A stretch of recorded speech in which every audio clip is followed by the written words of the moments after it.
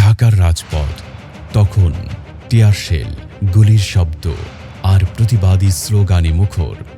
ঠিক সেই উত্তাল সময় কওমি অঙ্গনের এক তরুণ আলেম নেমে আসেন রাজপথে, মুফতি নিজামুদ্দিন আল আদনান।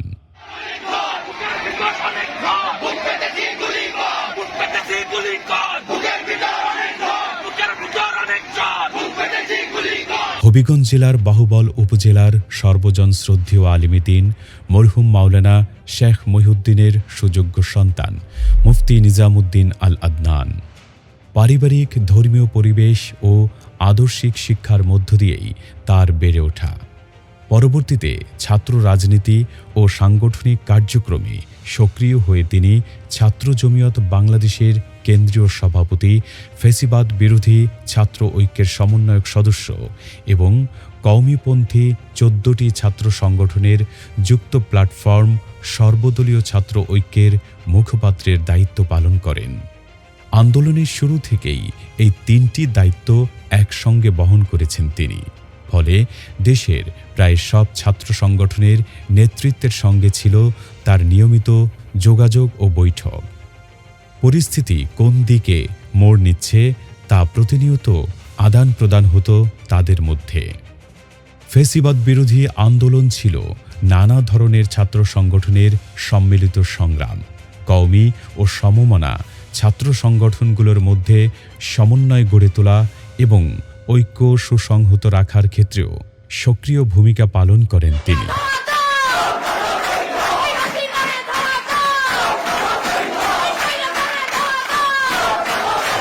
শাহবাগ, জাতীয় শহীদ মিনার, প্রেস ক্লাব, পল্টন মোড়, বিজয়নগর পানির ট্যাঙ্ক, কালভার্ট রোড, রামপুরা আন্দোলনের প্রতিটি গুরুত্বপূর্ণ ঠিকানায় তিনি ছিলেন ছাত্র জনতার কাতারে।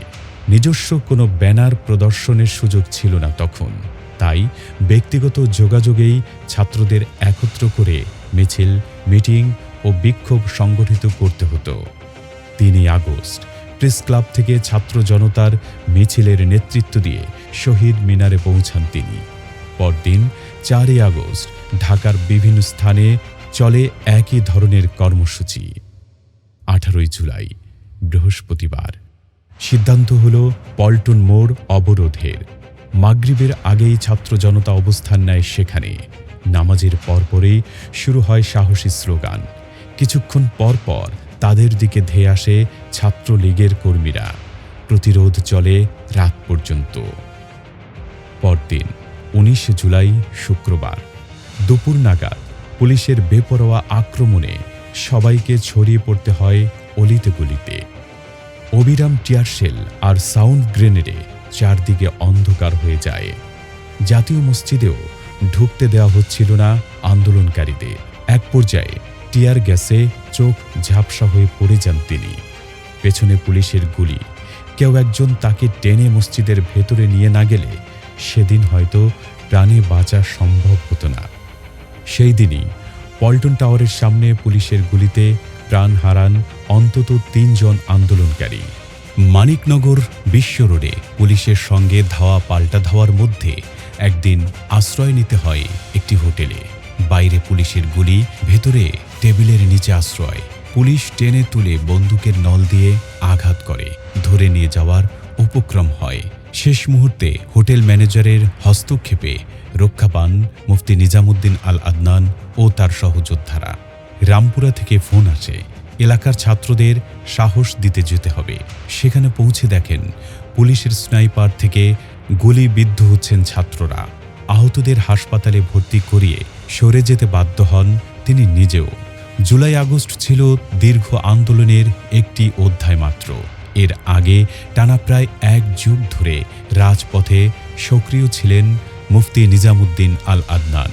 ২০২৪ সালের ৭ জানুয়ারি ভোটের দিনে মুখে কালো পট্টি বেঁধে বয়কট নির্বাচন স্লোগান তুলে প্রেস ক্লাব থেকে পল্টন মোড় পর্যন্ত মিছিল করেন মুফতি নিজামুদ্দিন আল আদনান ও তার সহযোদ্ধারা। যখন এই ধরনের প্রতিবাদে অংশ নেয়াই ছিল বড় ঝুঁকির কাজ। প্রতিটি রাত কাটত অনিশ্চয়তায়, বাসায় থাকা হতো না। পরিবারের নিরাপত্তার কথা বিবেচনা করে বাইরে থেকে দরজায় তালা মেরে বেরিয়ে যেতেন এবং প্রায় প্রতিদিনই অবস্থান বদল করে রাত কাটাতেন তিনি। সেই আদর্শ থেকেই কওমি অঙ্গনের হাজারো ছাত্র শিক্ষক রাজপথে নেমে এসেছিলেন, যাদের অনেকে আর ফিরে আসেননি।